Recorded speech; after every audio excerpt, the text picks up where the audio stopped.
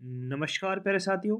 आज की इस वीडियो में एक बहुत बड़े इंपॉर्टेंट टॉपिक में मैं बात करने वाला हूं, जो कि कोई भी नहीं कर रहा है। बहुत बड़े बड़े कोचिंग वाले हैं जो सब चुपचाप बैठे हैं।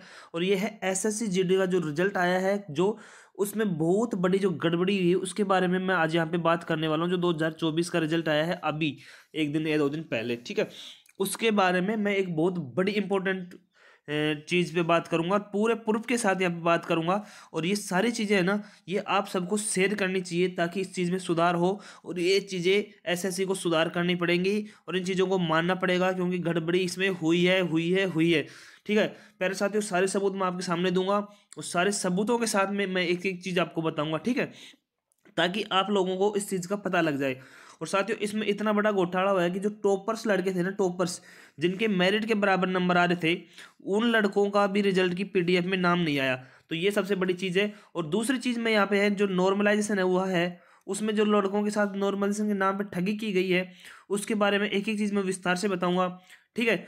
और यहाँ पे कहाँ पे गड़बड़ हुई है, सबसे बड़ी गड़बड़ कहाँ हुई है, इस चीज़ का अपन यहाँ पे बात करने वाले हैं। तो आप सब तो एक बार इसको शेयर कर देना अभी, सब अपने दोस्तों के पास में अभी से शेयर कर देना। लाइक करो, सब्सक्राइब करो, मत करो कोई दिक्कत नहीं है, उस चीज़ से मुझे कोई फर्क नहीं पड़ता। और नहीं, मैं लाइक के लिए बनाता हूँ, मैं सिर्फ आप जैसे मेरे जैसे स्टूडेंटों की मदद के लिए ये वीडियो बनाता हूँ, ताकि बच्चों को इस चीज़ का पता चल सके।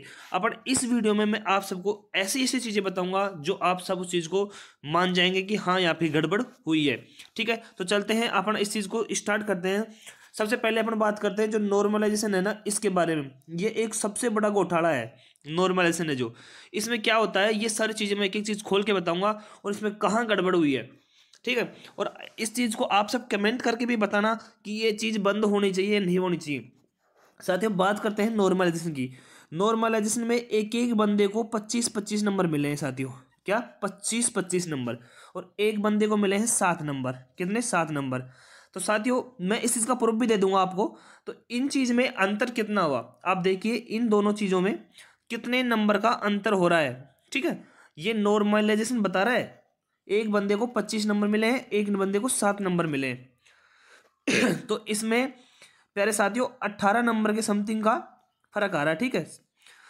18 नंबर इसमें फर्क आ रहा है। उस चीज़ को अगर आप देखें कि तो ये क्या क्या नॉर्मलाइजेशन है। 18 नंबर, आप पेपर, दो पेपर हैं, एक पेपर ये एक पेपर है, दो पेपर में इतना गैप कर रहे हैं कि 18 नंबर का फर्क पड़ रहा है उसमें। भाई आप इतना ऐसा पेपर बनाई क्यों रहे हैं? सबसे पहली बात तो ये है कि आप ऐसा पेपर बनाई क्यों रहे हैं जिसमें 18 नंबर का अगर फर्क आ रहा है। आप एक बच्चे को ऐसा पेपर दे रहे हैं जिसमें 18 नंबर आपको बढ़ाने पड़ रहे हैं, एक को ऐसा दे रहे हैं कि वो 18 नंबर बढ़ाएंगे तब उसके बराबर होगा। अरे आप सेम पेपर बनाइए ना। अगर मान लीजिए आप अलग अलग पारी में परीक्षा ले रहे हैं, या परीक्षा 10 पारियों से ज़्यादा चल रही है, या 10 से ज़्यादा पेपर बन रहे हैं, तो आप नॉर्मलाइजेशन कर रहे हो, तो पेपर ऐसा बनाए ना कि उसका पैटर्न सेम रहे, उसके क्वेश्चन सेम से रहे, उसका सिलेबस सेम सा रहे। आप 18-18 नंबर बढ़ा रहे हो, ये कौन सी चीज़ आ गई, ठीक है। उसके साथ में जो बच्चा मेहनत कर रहा है उसके नॉर्मलाइजेशन में आप माइनस कर दिया, तो उस बच्चे को कहाँ फायदा मिला। एक दूसरा बच्चा मान लीजिए उसने 80 में से आपके सामने 60 क्वेश्चन किया, और उसको आप 25 नंबर दे रहे हो, तो भाई साहब उसको तो बहुत फायदा हो गया ना। उसको तो 120 तो इसके मिल गए सीधे, ठीक है। 120 नंबर तो इसके मिल गए, 60 क्वेश्चन किया उसके, प्लस उसके 25 ये हो गए, उसके तो 145 हो गए सीधे ही। उसके तो सीधे ही 145 नंबर हो रहे हैं। और एक बच्चा है जो मान लो 70 क्वेश्चन करके आ रहा है, एक बच्चा 70 क्वेश्चन करके आ रहा है, और उसके बाद में आप उसको उसको दे रहे हो नॉर्मलाइजेशन में 7 नंबर ही दे रहे हो, ठीक है। उसको 147 जा रहे हैं। तो ऐसे आप उसको माइनस में क्यों ले जा रहे हो बच्चे को? तो इससे सबसे अच्छा तो है कि आप एक दिन पेपर करवा लीजिए। अगर आप पहले भी तो करवाते थे एजेंसी, पहले एक दिन पेपर नहीं होते थे क्या? पहले एक दिन पेपर होते थे, तो उस हिसाब से अभी करवा लीजिए आप। अगर मान लीजिए आप उस चीज़ में सक्षम नहीं है कि भाई इतने बच्चों का एक साथ पेपर नहीं करवा सकते, तो आप पहले फिजिकल करवा लीजिए। क्यों पहले फिजिकल नहीं हो सकता क्या? भाई उसमें सबसे बड़ा चीज़ यह है ना, उसमें बच्चों को पहले फ़ायदा मिल जाएगा, ठीक है। जो एक्चुअली बच्चा है जिसका फिजिकल फिट है, ठीक है, क्या फिजिकल फिट है, वो बच्चा ही जाएगा एसएससी जीडी में। अगर आप पहले फिजिकल करवा रहे हो तो आपकी भीड़ आधी कम हो जाएगी, फॉर्म ही नहीं भरेंगे बच्चे। आप कह रहे हो फॉर्म ज़्यादा भरे जाते हैं, भीड़ ज़्यादा होती है, हम एग्जाम नहीं दिला पाते। आप पहले फिजिकल करवा दीजिए। आप पहले फिजिकल करवाएंगे तो भाई साहब जिस बच्चे का फिजिकल फिट है ना, वो ही फॉर्म भरेगा। क्या? वो ही फॉर्म भरेगा, बाकी बच्चे फॉर्म ही नहीं भरेंगे। ठीक, उसके बाद में फिजिकल के लिए भाई आपके खुद के ग्राउंड है, एसएससी में खुद के ग्राउंड यानी कि सीआईएसएफ के भी हैं, सीआईएसएफ के हैं, बीएसएफ के हैं, सबके सबके ग्राउंड है, ठीक है। सीआरपीएफ के ग्राउंड है, इनके खुद के ग्राउंड में इनका फिजिकल हो जाएगा। सीआरपीएफ, ठीक है, खुद के ग्राउंड में इनका फिजिकल हो जाएगा। तो आपको दिक्कत कहाँ आ रही है? फिजिकल करवा लीजिए पहले, आपकी भीड़ कम हो जाएगी। एक दिन एग्जाम करवा दीजिए, आप एक दिन एग्जाम करवा दिए, नॉर्मलाइजेशन खत्म, ताकि इसमें बच्चों के साथ ठगी तो नहीं हो। और अगर आप सभी भाई बहन इस चीज़ से संबंधित जो नॉर्मलाइजेशन इससे सहमत हैं, तो आप इस वीडियो को शेयर कर देना और कमेंट में यस लिख देना कि नॉर्मलाइजेशन बंद होना चाहिए। एसएससी जो नॉर्मलाइजेशन के नाम पर ठगी करती है ना, ये सबसे बड़ा फंडा है। मैं आपको ऐसे ऐसे बच्चों के प्रूफ दिखाऊंगा जिनके कितने कितने क्वेश्चन सही हैं, वो इसमें एग्जाम में रह गए, रिजल्ट में रह गए। और जिन बच्चों के बहुत कम नंबर क्वेश्चन किया था, उनसे 10-10 क्वेश्चन का फर्क था यार, उसने 10 क्वेश्चन ज़्यादा किए थे, वो रह गया। जिसके 10 क्वेश्चन कम थे उसका सिलेक्शन हो गया। क्या ये नॉर्मलाइजेशन? क्या मानोगे आप इस चीज़ को? तो ये चीज़ बंद होनी चाहिए। एसएससी को इसमें सुधार करना पड़ेगा। या तो आप पेपर, जैसे मान लीजिए आप परसेंटेज में से क्वेश्चन दे रहे हैं एक पेपर में, ठीक है, तो दूसरे में से परसेंटेज का सेम क्वेश्चन दे दीजिए ना, उसी प्रकार का, ठीक है। अगर मान लीजिए आप किसी में मैथ हाई दे दिए तो किसी में हिंदी सरल दे रहे हो, तो उस हिसाब से कर दीजिए। आप पैटर्न सेम बनाए ना, आपको नॉर्मलाइजेशन इतना करना ही नहीं पड़े। चलो मान लिया 1 या 2 क्वेश्चन का नॉर्मलाइजेशन हो जाए, यानी कि 5 नंबर तक हो जाए, 6 नंबर तक हो जाए, 10 नंबर तक हो जाए, आप 25-25 नंबर का नॉर्मलाइजेशन कर रहे हो।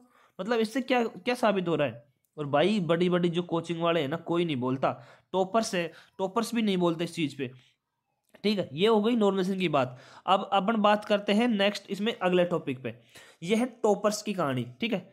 यहाँ पे अपन बात करेंगे किस पे? टॉपर्स पे। टॉपर्स क्या हो रहा है और क्या नहीं हो रहा। भाई एक चीज बताओ, एसएससी जीडी का पेपर हो रहा है, ठीक है, 80 क्वेश्चन है और 60 मिनट में करने हैं, ठीक है।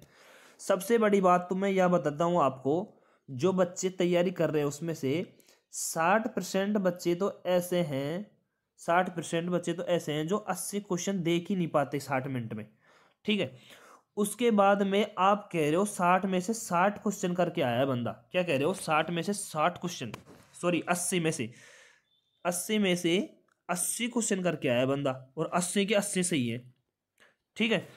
और वो बंदा है एसएससी जीडी का। क्या है? एसएससी जीडी का बंदा है, एसएससी जीडी का बंदा है, जो 80 में से 80 क्वेश्चन कर रहा है। भाई एसएससी जीडी में क्यों जाएगा वो, ये बताइए ना मेरे को। एसएससी जीडी का जो बच्चा है जो 80 में से 80 क्वेश्चन कर रहा है, तो भाई वो सीजीएल की तैयारी करेगा ना, सीजीएल की तैयारी करे, वो यूपीएससी की तैयारी करे। भाई जब मान लो जीके के 20 में 20 क्वेश्चन सही कर रहा है, ठीक है, 20 क्वेश्चन जीके के कर रहा है, 20 क्वेश्चन रीजनिंग के कर रहा है, 20 क्वेश्चन वो मैथ के कर रहा है, और 20 क्वेश्चन वो हिंदी या इंग्लिश के कर रहा है, तो भाई उस बच्चे का क्या वीक है फिर? वो बच्चा तो पूरा क्लियर है, ये तो मानो आप उस चीज को। तो फिर वो एसएससी जीडी की तैयारी कर क्यों रहा है, ये बताइए ना आप। तो आप उस चीज को क्या मानेंगे, इस चीज को क्या मानेंगे आप? क्या कोई कर सकता है क्या? भाई 60 मिनट में आपको 80 क्वेश्चन करने होते हैं, जिसमें से भी भाई 20 क्वेश्चन तो आपके मैथ के हैं और 20 क्वेश्चन आपके रीजनिंग के हैं। क्या 20 क्वेश्चन आपके किसके हैं? रीजनिंग के हैं।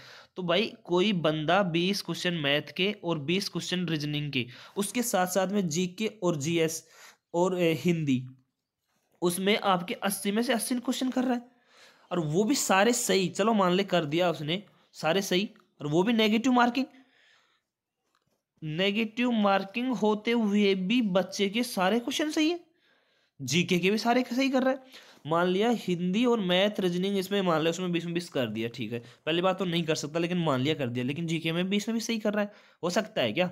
भाई ये चीजें सारी फ्रॉड हैं, ये बंद होनी चाहिए, यही गड़बड़ यहीं पे है सारी, ठीक है। 80 में से 80 क्वेश्चन कर रहा है, फिर उसको भी आप नॉर्मलाइजेशन दे दिए। जो बच्चा 80 में से 80 क्वेश्चन कर रहा है, उस पेपर में नॉर्मलाइजेशन क्यों बढ़ा रहे हो? क्यों बढ़ा रहे हो ये बताओ? उसमें भी आप उसको 10 नंबर बढ़ा दिए, उसको आप 20 नंबर बढ़ा दिए, तो ये क्या है? ये जो बच्चा खुद की मेहनत से तैयारी कर रहा है ना भाई, उसके लिए धोखा है। वो बच्चा धोखे में है, खुद की मेहनत करने वाला, और आप कहीं ना कहीं उस बच्चे को रखना चाह रहे हैं पीछे, फैल फैल करना चाह रहे हैं, ठीक है। अब मैं आपको प्रूफ के साथ दिखाता हूँ। एक बच्चे की मेरे पास वो क्या बोलते हैं उसको, स्कोर कार्ड की सीट है, ठीक है, स्कोर कार्ड है मेरे पास। उस बच्चे का आप स्कोर कार्ड देखना, ठीक है। उसके बाद में मैं आप चीज़ को सारी चीज़ें बताऊंगा। देखो, ये देखो, ये एक बच्चे का स्कोर कार्ड है आपके सामने, ठीक है। इस भाई के नंबर देखो आप, ठीक है। क्या बच्चा क्या करे यार, इतने नंबर लेके आ रहा है, फिर भी उसका आप कहीं ना कहीं उसको डिमोटिवेट कर रहे हो। उसकी पसंद की उसको जॉब नहीं मिल रही है, उसने जो चॉइस भरी वही नहीं मिल रही है। आप इस चीज़ को तो देखिए ना। 160 में से बच्चा 150 नंबर लेके आ रहा है कंपटीशन एग्जाम में, और फिर उसको उसकी पसंद की जॉब नहीं मिल रही। टॉपर्स, इतने टॉपर्स कहाँ से पढ़ के आ गए एसएससी जीडी में भाई? और फिर उस पर कोचिंग वाले लड़ाई और कर रहे हैं, ये मेरा है, ये मेरा है, ये मेरा है। अरे भाई पहले बताओ, इससे तो खुद से तो पूछो ये कहाँ से पढ़ा है। उसको खुद को नहीं पता वो पढ़ा है कि नहीं पढ़ा है। तो भाई, और फिर वो ज्ञान और देते हैं लोग कि भाई ऐसे पढ़ो, ऐसे पढ़ो, ऐसे पढ़ो। जब एग्जाम में जो बंदा बैठता है ना उसको पता होता है। तो साथियों, इस वीडियो में मैं आप सबको यही चीज़ बताना चाह रहा था। अगर वीडियो अच्छी लगी हो तो लाइक कर देना, नहीं लगी हो तो कोई दिक्कत नहीं है, और कमेंट करके अपनी राय जरूर देना कि मैंने ये चीज़ें सही बोली कि नहीं बोली, और वीडियो को शेयर जरूर कर देना। Thank you.